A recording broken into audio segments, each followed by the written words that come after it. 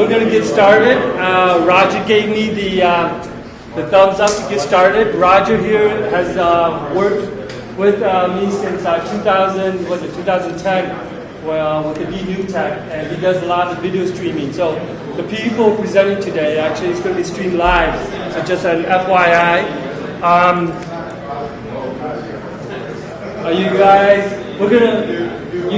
We're gonna actually have a networking group later on. So afterward, you guys can probably network.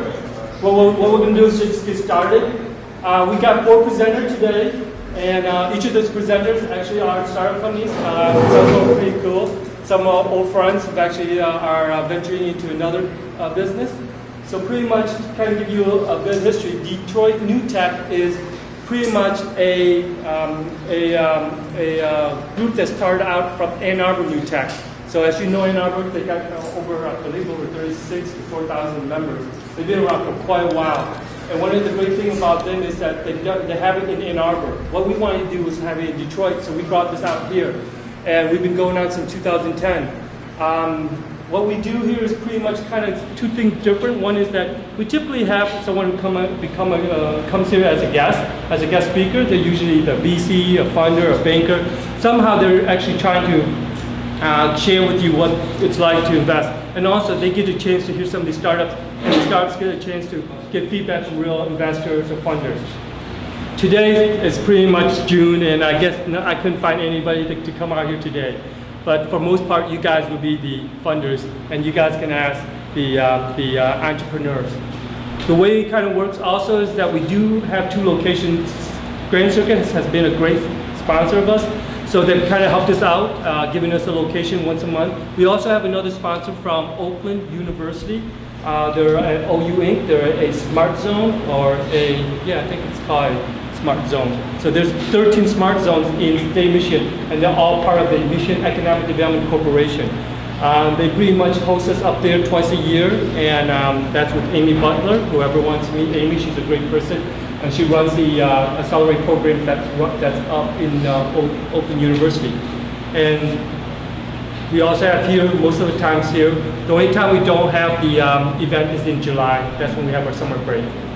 So the way the format works is that we get 4 to 5 startup companies presenting for 5 minutes. And after 5 minutes, they get Q&A for 5 minutes. We do have a clock, so watch out for the clock. You do get stopped for 5 minutes, that way we keep on schedule.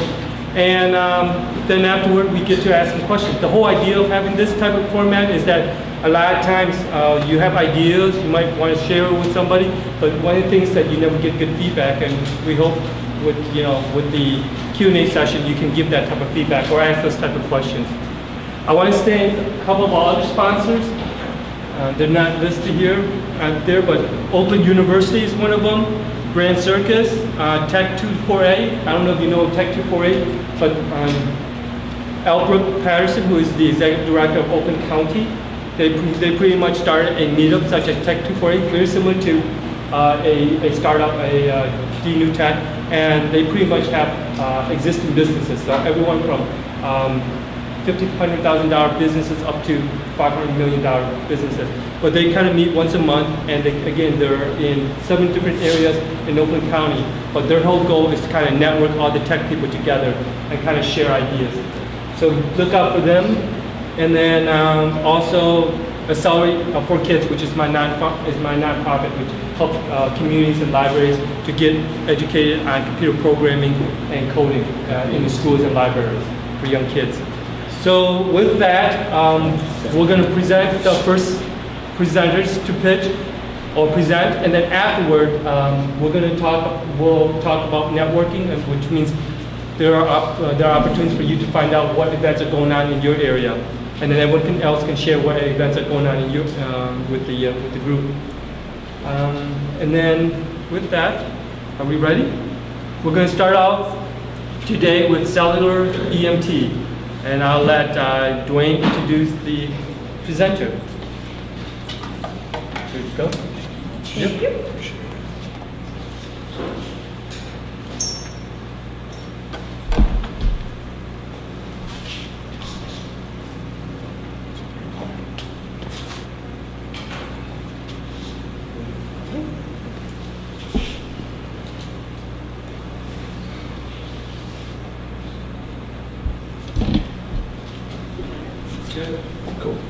Hi guys, thank you for seeing us today. We're happy to be here. I'm Melanie, and he's Dwayne. And I'm Dwayne, sorry. My husband here.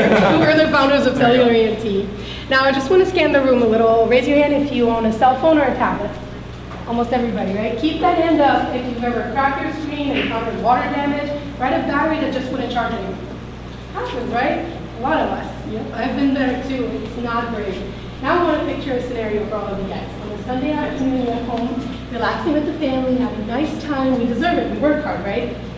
The unthinkable happens. You drop your phone and you shatter your screen. Now, at this point, what would you prefer to do? Getting in your car and driving around town aimlessly, looking for a place to fix your phone, or get on our mobile app, Cellular EMT's mobile app, call for one of our mobile repair units to come right to your house, fix your phone quickly and efficiently without you even having to leave your home. That's what Cellular EMT is all about. You're the truly on-demand repair solution. So if you should break your phone, encounter water damage, cracked screen like most of you guys have in this room, we're your solution. So Cellular EMT started with a problem. So when my wife was pregnant, she broke her phone. I worked for Samsung as a marketing manager, and I went to Samsung and I asked them to repair the device. They told me it was going to be a 2-week turnaround. So I started looking for a local option, and we couldn't find a good one. The first place I chose didn't have the parts in stock. They didn't know when they were going to get it. The second one was way too expensive, and the third one fixed it but didn't do a very good job. So we were unhappy. So we figured out, hey, there's a wide open space. Let's start a business. So we started with brick and mortar. We opened a store in St. Clair Shores on the east side. That went really well. And then we opened a second store. It didn't go so well. So I was kind of back to the drawing board trying to figure out, wow, we wasted all this money opening a second store. What happened? What went different? So when we first originally started the idea, I had this idea where I wanted to open like an RV and like have people come to the RV and fix it, and it's like kind of like pop up wherever. And I was like, all right, that's really creepy. So then my friends started a company called Lawn Guru, and I was like, wow, this is a really awesome idea, on demand. Let's do on-demand cell phone repair. So we partnered with someone and we built the web app. So the biggest problem we found is where to get it fixed. No one knows. Like, no one has that go-to spot. There's no leader in the market right now. You know, How often do you go on Facebook and see that? I crack my phone, where do I go? Suggestions, go. All the time I see that. And so let me ask this: if someone forgot their wallet or purse, and you were going to be late to work or a meeting, would you turn around? Most people, maybe, it depends, the meeting. But if you left your cell phone, I think everyone in the room would probably turn around and not, not be willing to not have it. So it would ruin your day. Actually, people say that their cell phone is now their most valuable possession. So who am I going to trust to fix this most valuable possession? So, and then at the retail store, the other question we got was, how long is it going to take? Everyone doesn't want to be without their device. They want it quick, easy, efficient. So we came up with the on-demand mobile solution. So it's as easy as click. Our tech comes to the rescue, and it's a super quick turnaround. Right now, we're live in Detroit. We're running beta, and we're looking at about a 1-hour turnaround based on queue, because we only have one truck live. But as we add trucks, it'll be easier. More like half an hour to 45 minutes. So, market validation. So talking about the cell phone repair industry, it's a $4 billion industry. So it's huge, and it's only going up because now, as everyone knows, they're not giving the subsidies on phones. You're paying full price for it. So people have this idea like, I'm paying for it, I'm going to keep it as long as possible. So there's a 5% market growth forecast. That forecast is based on people adding secondary devices, because we're 100% saturation. Every single person has a smartphone in the world, in the country. So there's like 300 million out right now, and a lot of that means like some people have 2, some people have 3. But tablets are replacing computers, and people are getting multiple devices for work and stuff. So we found in our research, 15% of all iPhones have cracked screens. So it's like 1 in 6.5 or so. And it's a $31 billion industry for cell phone insurance companies. So what we're trying to do is take some money away from the insurance companies. We're trying to give people a cheap, easy solution, something fast, come right to your door. So this is what my site looks like. It's a web app, easy to use. Choose the device, drop down menu, you choose what you think is wrong with it, put in your payment information, we send the tech out. My favorite thing about the technology is it's like Uber. So you know how far the tech is away from you, and it's a step-by-step process. They accept the order, you get a message. They're en route, you get a message with the time. It's integrated with Google Maps. So even if there's traffic, you know that the tech is 8 miles away and it's going to be 34 minutes. So it's really interactive for the customer, and it's easy for them to use. So our business model right now, it's company-owned and staffed trucks, but we're shifting to be more of a platform so we can scale. We're going to offer to B and C markets that we haven't targeted. We're going to offer the use of the platform to already established repair companies, unlike some of our competitors who it's like gig economy type stuff. Anybody who wants to buy a $400 toolkit can fix phones after 8 hours of YouTube videos. So, cool. So that's pretty much it. Thank you guys very much. Any questions? How does the repairs affect the insurance on the, well, not insurance, but like there's a warranty that comes with the phone in place for a year? So Apple has extended the warranty through repair parts for screens and everything except the battery. So as long as you don't change the battery, it doesn't void your warranty. We offer a lifetime warranty on anything we do. So it's usually, it's like 50-50 with like the newest phones. Well, sometimes we'll send customers to Apple and tell them to get the Apple devices fixed, but like Galaxies, everything like that, it's just better to come and use our service because there's no other option. You know, like who's going to not have their phone for 2 weeks? And what we get from a lot of customers too is you don't want to go to the Apple store, you don't have the time to be there for an hour, 2 hours. It's a great experience to be there once you need help, but the wait is just really frustrating for most people. So a lot of them are like, you know what, it's okay to go to my warranty and I need to fix fast. Yeah, and we can pretty much everything that's broken on the phone we can fix. It's anything they're going to warranty. Whether So it's a charging cord, whether it's a home button, the camera. yeah, all the common stuff is we cover it. So Much more expensive is it than going to a corner repair shop? so we're actually right now we're less because we don't have the expenses that a corner repair shop has. So like our retail store, the rent and the expenses just monthly are around like $2,400, and that's in St. Clair Shores. That's moderately reasonable. Somewhere down here, you know, if we're looking for a prime location, $4,000 or $5,000 a month, well, the truck costs like right under $1,000, so we're like $990 a month to pay for the payment on the truck and the insurance. You know, fuel added on there, maybe a couple $100. It depends on where we go, so it's variable. But we haven't spent over $50 a week on fuel yet, so it's cheaper, so we can offer that savings to the customer. And we're, you know, for the store to be open, we're still paying the tech either way to be there. So if they're in the truck or the store, it doesn't matter. Where do you get your parts, replacement parts? So we source them from China. This is the only place really to get, you know, Hong Kong, China, but China makes the best parts. So we have a middle supplier that we use for a lot of things here, and then we have a direct supplier for all our iPhone stuff. That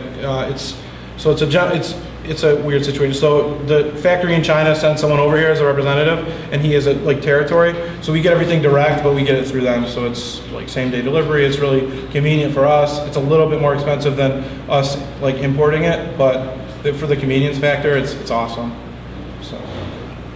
Yeah, what do you think of like iCracked business model? I think they make money on like just the parts, and they make money like 3 different ways, but it's so variable, you know. Like, and to me, I think it's a bad experience personally. And it's not because they're a competitor. It's just like anyone that wants to be an iCracked technician signs up on the site. It's like Uber, you know. Like as long as you can pass a minimal background check, you can drive Uber. It's the same idea with iCracked. So you know, these people are not necessarily there's no technical background. Yeah.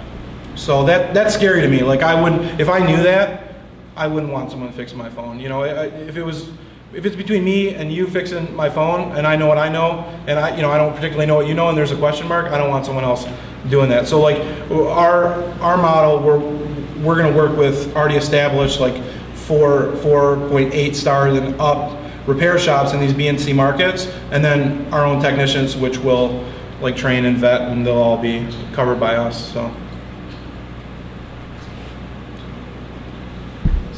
since you guys' business model is based around like an emergency niche repair, how much effort are you guys putting into online marketing such as SEO?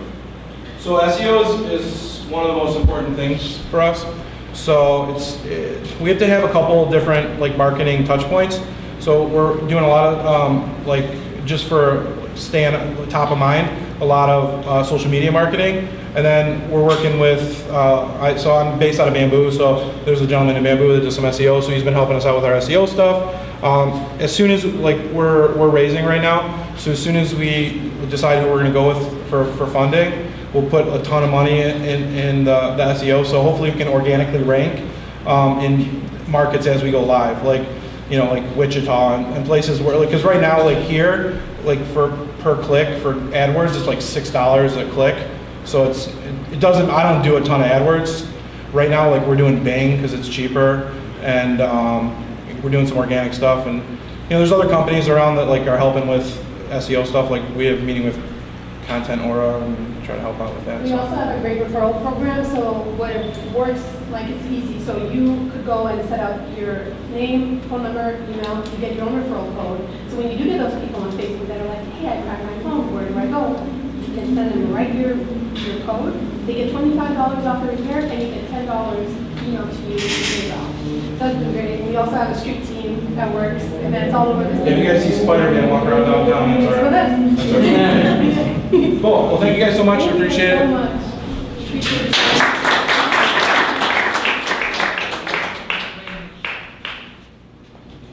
So next we'll have Colt Correa from DigiBit.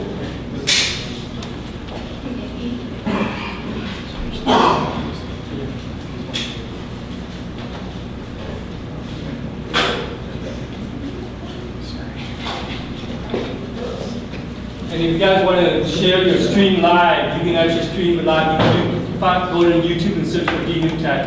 The streaming is live right now, so you can share that link. Sorry, 1 second. I thought it was after the next one, but just find the presentation. And to also find.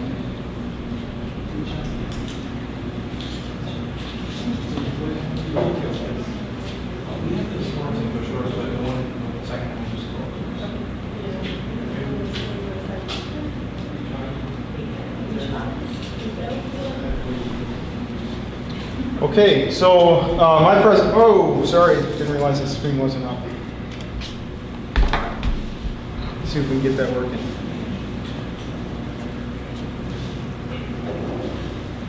There we go. Somewhat working. So first thing I have to apologize is that this shirt is my day job. I have a basement startup, and my wife was going to meet me down here with my family to do a presentation that we normally do, and last minute she said there was an emergency, she couldn't make it down here, so I have to go by myself. So this presentation is not the one I planned on, but it'll get the point across. What we've done is, everyone knows that kids spend a lot of time on their mobile devices. When they're playing on their mobile device, they're typically not sitting there motionless, and they're not getting physical activity that they need.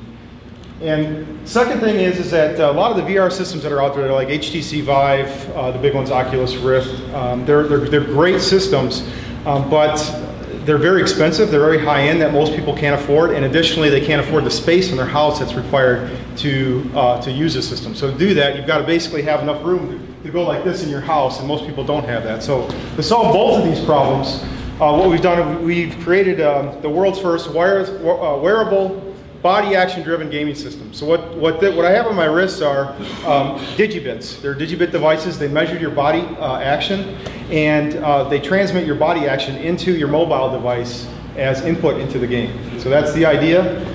It's a working system. I have 2 demos here, so you can try it after if we have time.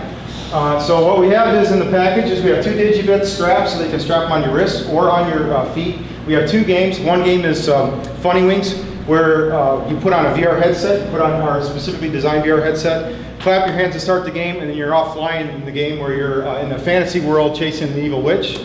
Second game is DigiBit Dash. This is an endless runner game where in the game you're running away from a bully in a high school setting. DigiBits are on your feet, and when you jump to the side, the avatar jumps to the side, and when you jump up, the avatar jumps up over obstacles. So to avoid the bully from giving you a big wedgie, you have to jump over obstacles, jump lanes, and turn 90 degrees, just like a normal runner game that you would do with swipes and taps. So both these games are working. That's our product. We have prototypes here, and we're going to be doing a Kickstarter campaign in July. So that's our, I can give a there's enough time, I can show the Kickstarter. This is the first cut of the Kickstarter video. So if I can get this to play here. Sorry. Oh, it is playing. We think too many kids spend too much time sitting around playing games on their mobile devices. We think introducing too much time sitting sorry, I hit it twice. game devices requires introducing DigiBit. If I can find the other one here. And I got people Skyping me. So when I work most of the time on DigiBit is in fact at night, so people Skype me all night long because I have a day job. If I can find the video. Let's see if this will work. Sorry about this.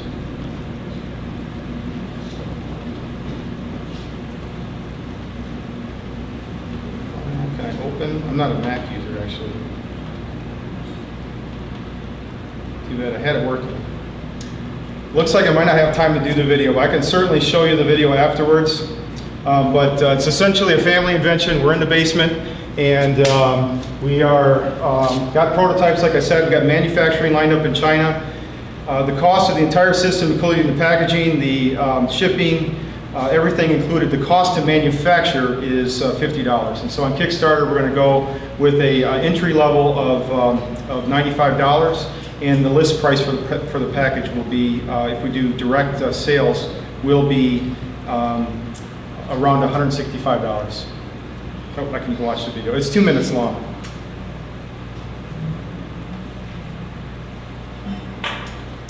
We think too many kids spend too much time sitting around playing games on their mobile devices. Introducing DigiBit, a wearable gaming system that requires you to move and play. Your body becomes the controller. Just attach the devices to your body and play. The system supports virtual reality games like Fun Wings. Use your arms to fly through the air in a fantasy world in pursuit of an evil witch. Or games like DigiBit Dash. Run away from a bully through the hallways of a school.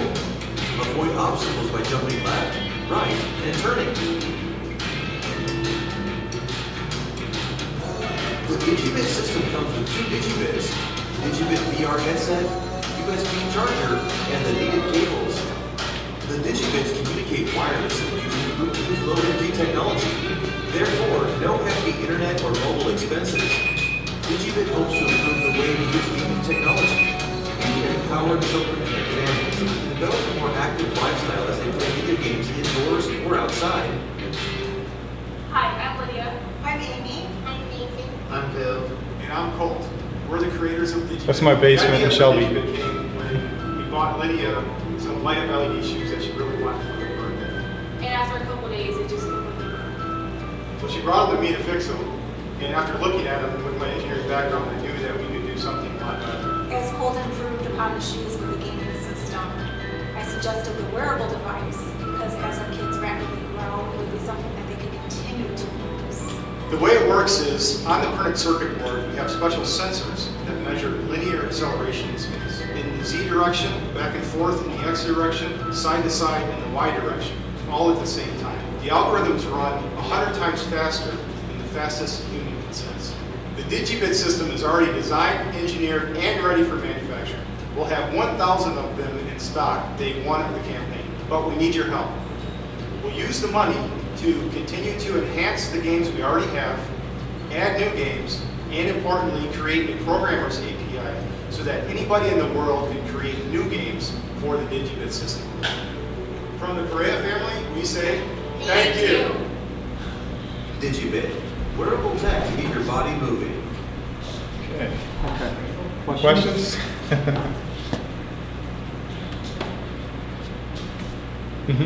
So, are there any other like competing systems? Like, can Fitbit do this? Or Fitbit cannot do that. They don't have multi-motions. There's no other competing system that uses exclusively body input to the game. The closest systems on the market, you'll know, is the closest competing systems that we compare to are the Nintendo Switch and the Google Daydream. Google Daydream is really not a body action. You can point with the Google Daydream, and you just play games with a single controller. There's not 2 controllers, and the Switch, it has 2 controllers, but it's only hand motion, no feet motion, and it's really essentially a console. So what we're doing is we're creating a wearable gaming system that you can take and play anywhere, and that doesn't exist in the current form right now. But the closest two things are Nintendo Switch and the Google Daydream. Good question. Yes? Were you able to secure a patent? I do have a patent application that we filed in August of last year, and so if everything goes through, it should be towards the end of this year. 18 months is about the queue time, so yes. You said which way is it connecting to the devices in Bluetooth? There's a real-time communication between digibits because you need to have a real-time tracking of the body motion as the game comes in so that this motion isn't out of line of time with this motion. That's a proprietary part of the patent, but the communication between the digibits themselves and the smart devices, BLE, Bluetooth, yeah, low energy, yes. How durable the digibits are because kids are being... Yeah, so basically the enclosure is a watertight enclosure, so near watertight enclosure. You can't go under the bottom of a pool, but you can play out in the rain. We're durability testing the enclosure right now, so we're checking materials. What's the most durable materials? We might go with like a nylon type of enclosure, which is very, very durable, used in all kinds of wearables and all types of jewelry. So our intent is to have the device to be very durable that you can wear all day long. To follow up the question, are you thinking possibly to make it customizable? Because, you know, everybody likes to show off, oh, this is my digibit, but it kind of reflects who I am. Exactly. I mean, ultimately, the ideal would be, okay, someone wears the digibits like a jewelry. That would be ultimate. Now, I don't have money to do a whole bunch of designs, so we're going to do a Kickstarter campaign in July with what we have, which are these ones.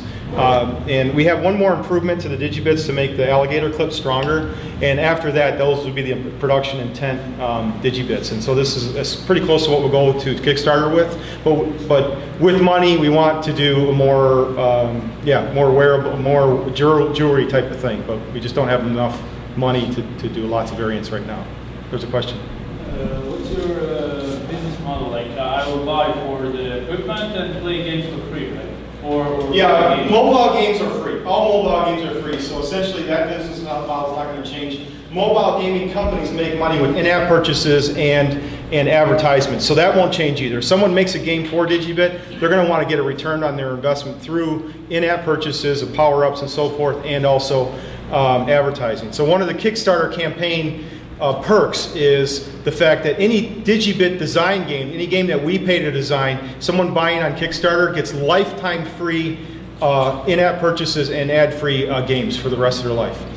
So our model is we'll make a little bit of money on the gaming system itself, just like a Nintendo Wii, but probably if it takes off, we'll make more money on the games themselves. Yes?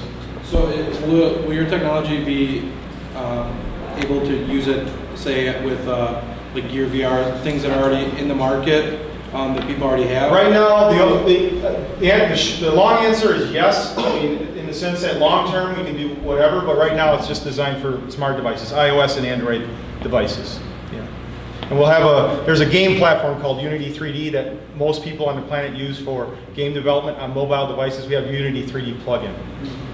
So, was there a question over here? I was going to say next to your phone, but does it like track calories burned or anything like that? We are nothing to do with Fitbit. We're not a fitness tracker. The only thing that we're focused on is fun, active fun. We don't care to count calories and all that stuff. We're not about getting big muscles or anything like that. What we're about is just focused on making sure kids have fun while they maneuver their bodies, and as a result, they will be healthier kids. That's for sure. But that is absolutely not the focus with DigiBit. Yes. Good question. Are those lights on there? Are they functional or are they for fun? This is, well, I mean, they're lights in the sense that they're functional. Right. I don't know. The original intent was we had some games that was designed just specifically for the LEDs. For example, girls put the LEDs on their feet, they get in a circle, and the LEDs, one person's LED lights up, and she has to jump. And then the next LED lights up, she has to jump, and then as it goes around in the circle, it goes faster and faster and faster until someone can't keep up. So we do have some games that don't even require a smart device other than to start the game. So that was the original intent with the bright LEDs. But we don't have that game developed yet. We're running out of money, really. So your Kickstarter, how long is the Kickstarter and what are you trying to raise? July 11th is when we start, and then we'll do probably a 40-day campaign. And we're trying to raise as much as possible. I mean, if we raise $10,000, I'll take it. I don't absolutely need the money to continue because I have a day job and I'm investing my own time and money.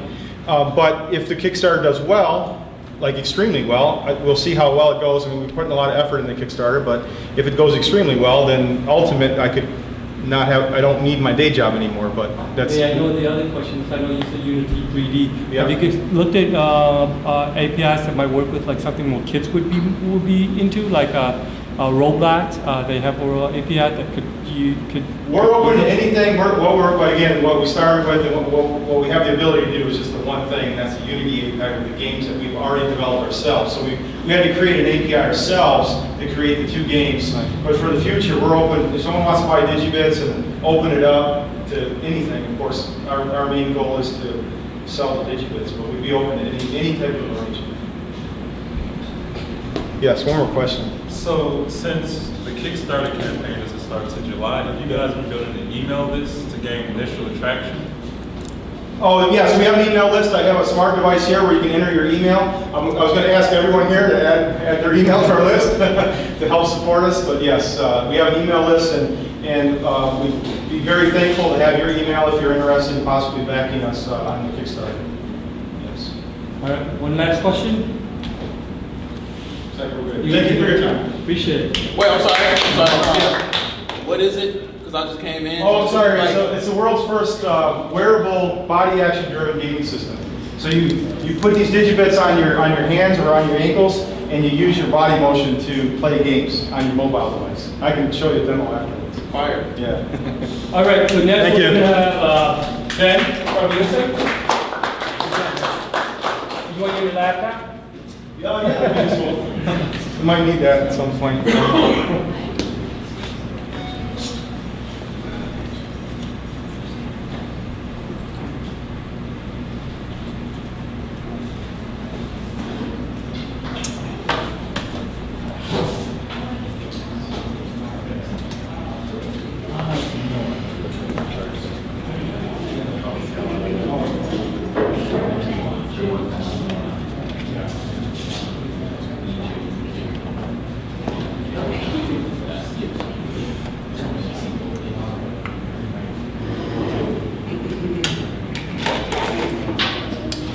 All right, we good? Good. Cool. All right, so my name is Ben Schutz. I'm VP of Go-to-Market at UNISON. So if I told you that one organization was single-handedly responsible for training over 70,000 females in rural India to become entrepreneurs, empowering 150,000 villages, and providing over 4 million people with quality sanitation products they otherwise would never have had access to, what kind of organization would you think would be behind something like that? Nonprofit. Nonprofit? How many think nonprofit? How many would you say government? It's Unilever. Multinational company, publicly traded on the New York Stock Exchange. The fact is, despite the proliferation of nonprofits over the past 40 years, all of the humanitarian challenges that these organizations have been created to address, we're still dealing with. Why are we still dealing with these? Why have we not solved these things? Over the past 40, 50 years, every single one of these challenges are still existing on the world scale. Why is this happening? Anyone know? Donald Trump. Because there's no money in helping poor people. Yeah, yes, exactly. So we can't scale. Nonprofits lack the ability to scale to address problems at world scale. Why can't they scale? Because of money. So where does money come from? Businesses. So there are 3 truths that have our attention at UNISON. One is that all wealth is created by business. Business creates wealth when it meets needs at a profit. Number 2 is awareness of humanitarian challenges is at an all-time high. We've never been more aware. They've never been in the headlines more. We've never had the the capacity to understand and empathize with world challenges, as we do at this level today. And number 3 is people are increasingly rewarding companies who have a social conscience, particularly young people. There is a role for business in making the world a better place. And companies of all shapes and sizes are already engaging in this type of positive behavior, almost all of them. It's called corporate social responsibility, or the business philosophy of doing well by doing good. There are a number of examples of this. I mean, you see grocery stores donating food to homeless shelters. You see Coca-Cola investing in clean water initiatives around the world. You see Home Depot building play structures in at-risk neighborhoods, et cetera, et cetera. There are examples everywhere you look. But the fact is, it's still a very unstructured function in the enterprise. And CSR teams need help. It's a relatively new function, and they need process rigor and accountability. All things that drive the success of other business functions in the enterprise. Sales, marketing, IT, HR, finance. They already have these things. CSR lacks them. And research has now proven unequivocally that CSR drives business performance. Sales and revenue, customer satisfaction, employee engagement, attraction, retention. Many companies have already seen this, but it's difficult or impossible for them to measure the extent to which their CSR programs and initiatives and strategies are actually driving that business performance.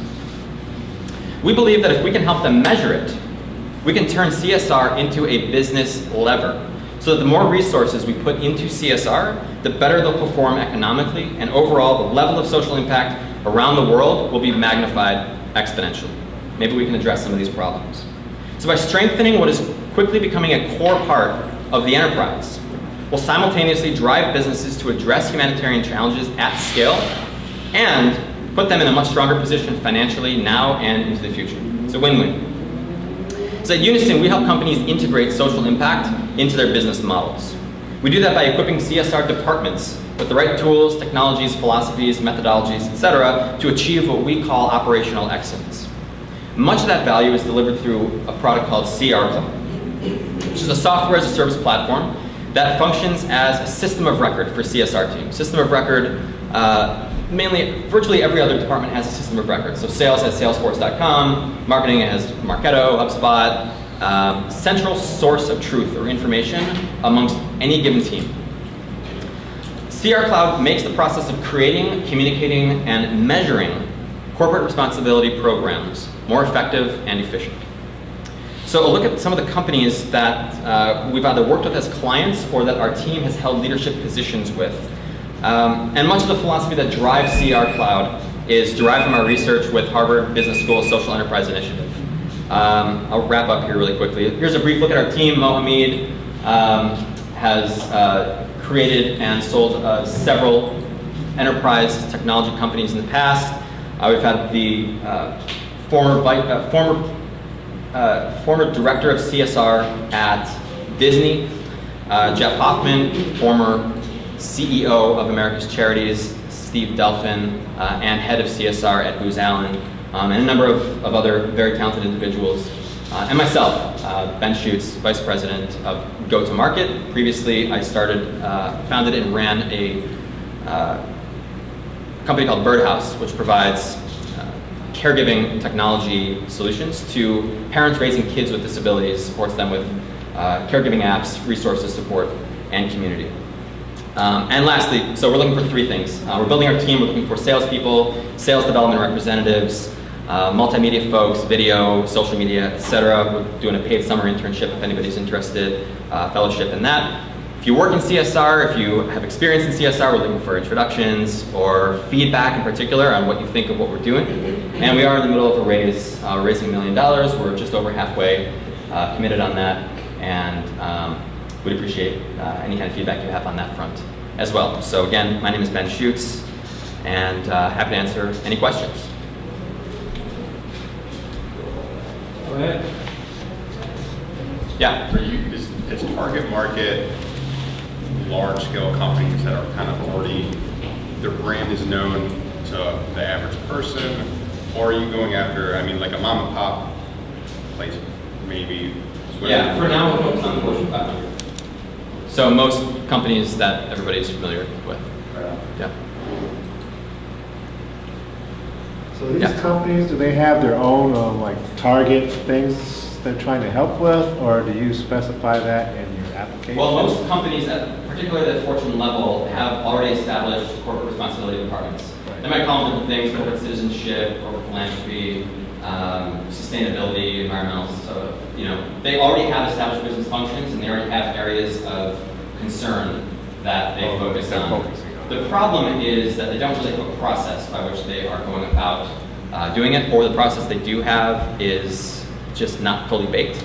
And so there's a lot of risk in getting it wrong. You upset various stakeholders, you upset your employees, you upset your customers, you find yourself in uncomfortable situations, public relations-wise. So CR Cloud helps those companies ensure that they are focused on the right areas, and that they're focused, really what it is focusing on the shared values of your various stakeholder groups, so that you create an aligned strategy.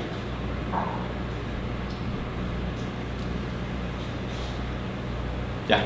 Can I piggyback on the part about the companies having their own, like, I guess if they do something that contradicts their like charity efforts, as far as like a lot of companies have like, they have these charity efforts, but at the same time they have things that are like maybe unethical, or is there any way to public relations, does that affect your app, or is that part of it or not? Can you clarify? Like if they have negative public relations, but still they're trying to like do these like good corporate responsibility things, is there any? Oh yeah. I mean, they're deeply correlated. I mean, it's not a stretch to say that a lot of companies engage in corporate responsibility initiatives to save face or to future-proof their brand, particularly like oil companies. So if they have an oil spill in the Gulf, they can then point everybody to be like, well, hey, we're the #1 funder of marine biology research in the world, and if we didn't do that, then the world would be, you would not have these scientific breakthroughs. We're sorry we spilled the oil, but it's part of the cost of doing business, and we do provide a lot of other intangible value. So this could help generate a report. Hey, this is what we I mean, most corporate responsibility departments they work deeply with communications departments and public relations for that purpose. I know you were looking for talent and staff. I know that with a lot of universities, they call it I think it's the STEAM grant, and they give a lot of startup companies an opportunity to hire at least 2 interns from universities around Southeast Michigan, Oakland, Western, U of M, Michigan State. So even Lawrence Tech. So it's a great way to. It sounds like what you're looking for is someone they could pay for. I've gotten 2 grants. I have super grants from them, so it's not that hard as long as you give them some STEM-related experience. Okay. Good to know. Thank you. Yeah. You say the software allows you to track, it's a measurable, you can track how much revenue helping out a community, say, would bring back to the company? Yeah, the ultimate goal. How do you track how much, like a specific dollar value that you'd be building a house in Iraq with? Yeah, that's a great question.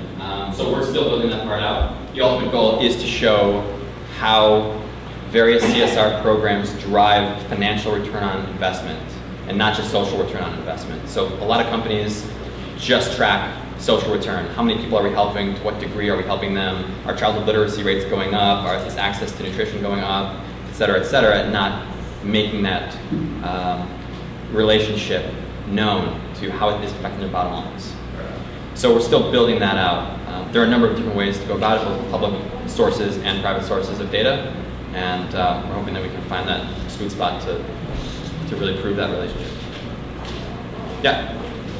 Maybe I missed it, but do you scale by supporting 500 companies, Fortune 500 companies to make a larger impact, or do you scale by helping more companies make a larger impact in general?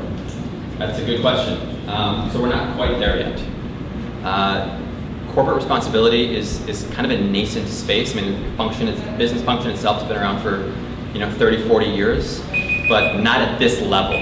So there's a lot of attention on it. There's a lot of change occurring in the space right now, and And I think that remains to be seen. Yeah. All right. Thank you. So we have one more, and it's Andrew Koper with MoreGetsDone.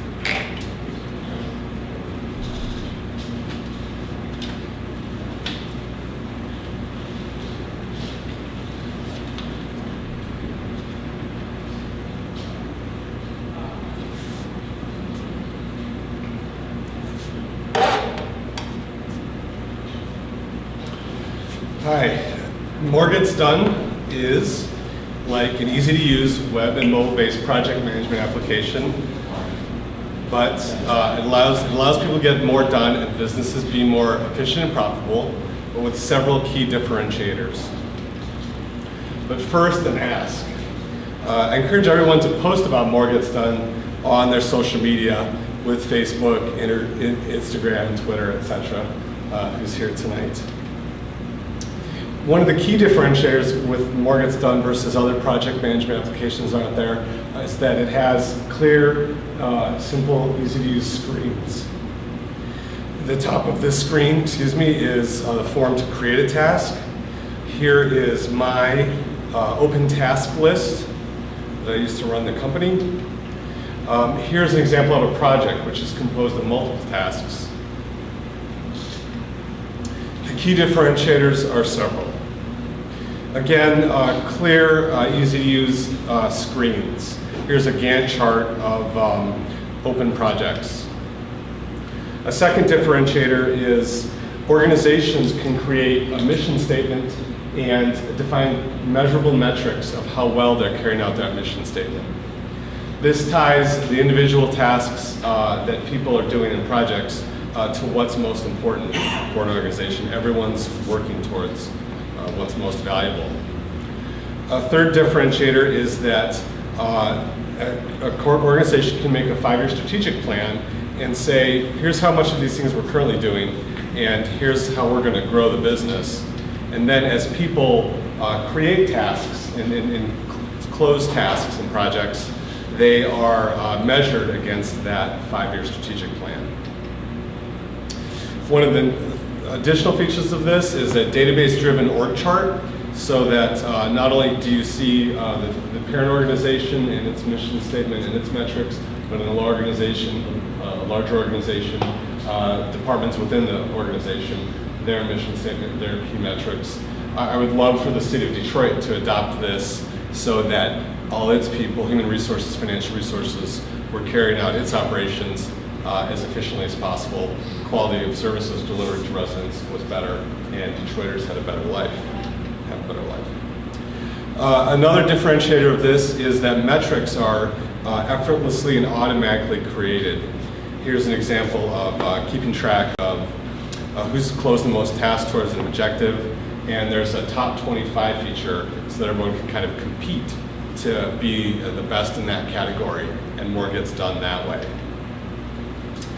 Business projects can be saved as templates or business processes and reused, reinventing the wheel. Projects and tasks can be made reoccurring, so they're automatically put in people's workflow, and more gets done. Tasks can be made public and associated with a cause or a location, so that anyone, if something needs to get done, people can create these public tasks, and then people can take them, and leveraging the power of crowdsourcing so that more magic gets done. That was an example of a screen around animal welfare. Here's an example of a geography-based thing, let's say the Corktown neighborhood of Detroit. All these benefits allow people to work more efficiently This table right here shows if you're a typical organization of this size and you have this many employees, as we all know, people are an organization's biggest expense and also its most valuable asset. And if they all work 25% more efficient, you can see some really substantial savings and value creation. Ultimately, MoreGetsDone can be the framework that mankind uses to carry out commerce. The United States has a gross domestic product of $18 trillion and a population of $311 million. And the world has a gross domestic product of $78 trillion and a population of 7.5 billion people. And if all those people work 25% more efficiently, that's a lot of value creation. That's a lot more things getting done. 2 asks. Create an account with MoreGetsDone.com, mess around with it, give tasks to friends when you need to do something together. And also, this is the revenue model is donationware, where you can use it for free, but if you find it has value, you want to support entrepreneurship, you want to support a small business in Detroit, you can donate money at info.donationware.com. Donationware. So this is MoreGetsDone, and I'm Andrew Koper. Wow.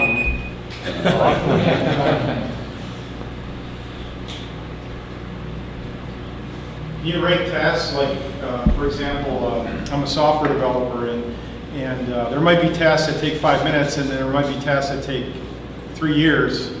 And to rank those as far as who gets the best ranking in the company, I think would be an important factor in how to evaluate performance, basically. I think the idea is you might break something down maybe into smaller pieces so that they're more maybe chunks of because some of these are really short. We got a bug tracking database, and just to track the number of bugs if someone closes is not a good measure of the value that they're adding to the company, basically. So that would be similar to like the tasks. That's what we found, because we originally were going to try that, but it didn't work well because some tasks are simply more valuable than other tasks, and that the margin between the value and the non-value task could be pretty big. So. Yeah, certainly I've used bug tracking software before, and certainly some tasks are simple, and some tasks are complicated. So. Can you import from other project management databases, or are you able to import, or do you have to start from scratch? Currently, that feature doesn't exist in the application, but as I get out there and more users, more feedback, that's something I could add. Excuse me for a moment. Yes. The tool seems great, but how do you target to get people to break their normal habit to go and use your software platform? Because you can show someone a very effective tool to help them be more productive, but how do you break their normal cycle to want to use it? I agree that a lot of things are just people think about it, they talk about it, maybe you send emails about it, so people aren't used to using a framework. The way I think this takes off, the way I anticipate this taking off is that someone starts to use it at a nonprofit they volunteer with, and then they like it, and so they take it back to their work, and then they start giving their coworkers tasks that way, and then they like it, and they see the value, and so maybe one of them takes it to their church, and then they start giving their friends or their parishioners that they're doing things with. So it kind of goes viral with people opening tasks with each other. And then just benefits like crowdsourcing, like metrics, like associated tasks with the cause. People kind of see that payoff and go, this is better than just a sheet of paper. This is better than just keep it in my head. Yeah, I'm familiar with using Trello. Now, how does yours compare with that? How would you compete with Trello? There are a lot of existing project management applications out there. Trello, Asana, Microsoft Project. Trello it's a very fragmented market. Trello is fairly popular. Trello is a Kanban board, and so that's it's a digital Kanban board, and it's useful in a way. And I think some of the additional features I have where individuals' tasks roll up into an organization's strategic metrics, things like that. Trello doesn't have. So I think that's why you pick this over that.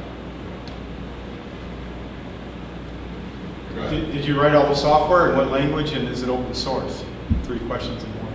Sure. Absolutely. I'm a full stack developer, lamp stack guy. So this is PHP, and in particular a framework, a really beautiful framework called Laravel, MVC framework, which is pretty magical. So I use a lot of open source components in it. I am not open sourcing my application because, you know, that's a business and make money out of it.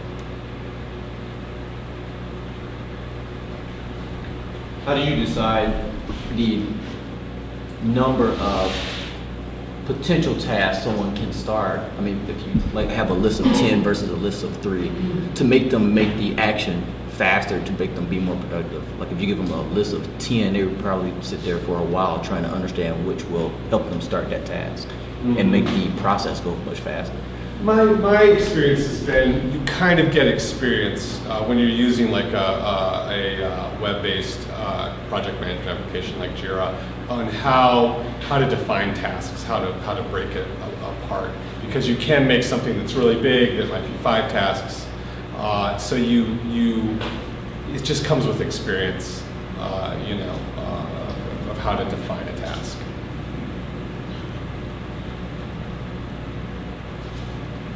I don't know if you mentioned it, but can I like export all the tasks for our project, like several clicks? Currently, there's no export feature in this either. Like, because we have need quite often to do like export of everything what we have done for one project in order to create some kind of project documentation in a fast way. So maybe that's some kind of recommendation or something. Because Confluence or less. Confluence. Maybe my last question. How useful is it to input other information to the platform? Like if I want to be more productive with your system and I start creating tasks in a project, but I'm used to using some of the tools from old software, how easy to import that information to make me be more productive? Because I would have to basically remember all the other information into your system. You know, I think that I've tried to make it easy to sign up and use it, you know, log in with Facebook and etc. And you know, I think you're making a good point. If someone was using something else, they weren't really happy with it, and I hear that a lot. How could they import their data from their old project management application, whether that's Rike or whatever? And so that sounds like a valuable feature to get more people to use this. Next question. Hello, I'm Salud. Pardon my ignorance. 2 questions. Are you actively pursuing or open to test running this with nonprofit groups to get metrics? And then you spoke about affecting city in a certain way. Like, do you have examples of that? That was my ignorant part. Do you have examples of like this format affecting the efficiency of city? Let me ask me the first question again. Are you open or actively pursuing like using this? Yeah, giving it to nonprofits to be like, yo, go ahead and use it. Let's see if it. Yeah, it's absolutely free. I want nonprofits to use it. My experience running a nonprofit many years ago is one of the reasons I made this. This is kind of the tool that I wanted, as I had lots of conversations with people who care about a cause, and we talked about it a lot, and they were really passionate about it. But I came to think of it as the talk to action barrier, and you know, when it came time to organize an event, when it came time to organize a mailing, it could be hard to get people to actually stuff envelopes or sit at a table. So this is designed to just help aggregate people and get them to actually do things towards a cause or towards an organization's mission statement. So yes, I do want nonprofits to use it. And then your second question of just having an example of like the effect of Yeah, I'm ignorant about it. So just an example about like this format affecting, because that's like a huge thing. Like that was amazing what you said, like 25%, and then we can move that to like the city budget and all of that. Like, you know what I'm saying? So yeah, I'm just wondering where that came from. If you had an example of that, you know. Living in the city has also influenced me. Like, I would like to show this to Mayor Dugan as and saying, hey, this could help. You know, the city has a $1 billion, multi-billion-dollar, I think, a year budget. And what if implementing this shows that, you know, actually only 40 parks were getting mowed a summer 3 times, and by using this framework, the Parks and Recreation Department could then keep track of that and which mowing teams were doing well and which ones weren't, and use the framework and use this data to have 100 parks get mowed 5 times a piece, because they were never tracking that before. Like, people were working, people were busy, people were stressed out, but then you know, more parks get mowed and residents have a better city of life, a better quality of life. Let's say the homicide department closed. Everyone was busy, everyone was stressed out, professionals, business, all this stuff. Let's say, you know, they solved 30% of the homicides in the city. But let's say they implement their work through this and things are doled out this way, and all of a sudden 60% of the homicides in the city are solved. And actually, there was a story in the paper, the Free Press, a week ago or so, 2 weeks ago, about how Kim Worthy's department in prosecuting law cases there was a miscommunication between the prison system and the Wayne County Prosecutor's Office, and some people who were being released early, some paperwork wasn't being filed, so they were being paroled early. And if they use this framework to say, help enforce the safety, you know, I think this would show what was going on and how things were done, and could help the city operate better and residents have better quality of life. So that's the vision there. You can stick around? Yeah, I'm going to be around for a few minutes. So if you have any more questions, you can still ask Andrew. But I think we're going to wrap it up. I think it's a thank you for Andrew. So this is the session. Does anyone have any events that you guys want to share with the group? I mean, I know that DNewTech, we're not going to have one for July due to the fact it's the summer. We're going to return back in August, and it's going to be here at Grand Circus. I think we're going to have Maria Lalande, who's out of, who's now the a director at the Ralph Wilson, I'm sorry, NEI Foundation. So she'll be here as our guest. If you guys know of anybody who wants to present, let me know. We can actually get them up here for the presentation. Anybody else has any events that's going on that you want to share? Go ahead. Again, I'm Sanu. So on June 21st, Make Music Detroit. You can just Google that. That's June 21st. It's gonna be like amazing stuff in the community, the North End. Make Music Detroit. So that'll be fire. Thank you. Cool. I know that Mopop's coming. How far is Mopop in July? Mopop? Yeah. Okay, Mopop. I think it's July, right? I see your shirt. Somebody had a Mopop shirt on. So. Yeah. So it's just I think it's abbreviated from Motown Pop that goes on. It's a turbo music that goes on. I think it's July 29th, somewhere in the end of July. Well, Aretha is going to be singing next week down the street. I know Ann Arbor NewTech, they're usually Tuesdays? Third Tuesday. Third Tuesday every month at downtown U of M, on the campus of Ann Arbor. So that's a very big event too, similar to this. They got a huge following over there. DigiBit will be presenting that one. All right. Ann Arbor NewTech as well. In July? In June. Oh, June. Oh, okay, June. this month. Yeah. Okay. So I have to look at the date exactly, but it's June 20. Can't remember the date exactly. It's 28 because it's 20. Yeah, third Tuesdays every month. Yeah. Anything else? You, Roger, what about any plans? Usually what we do is that if you guys want to, we usually go somewhere. I don't know, we usually just be consistent. If you guys want to hang out, this is a way for you guys to all meet each other or just network. We usually go to the Detroit Beer Company on the other side, or we're more open to any other places. All right, so that will end it for our June event. Thank you. Thank you.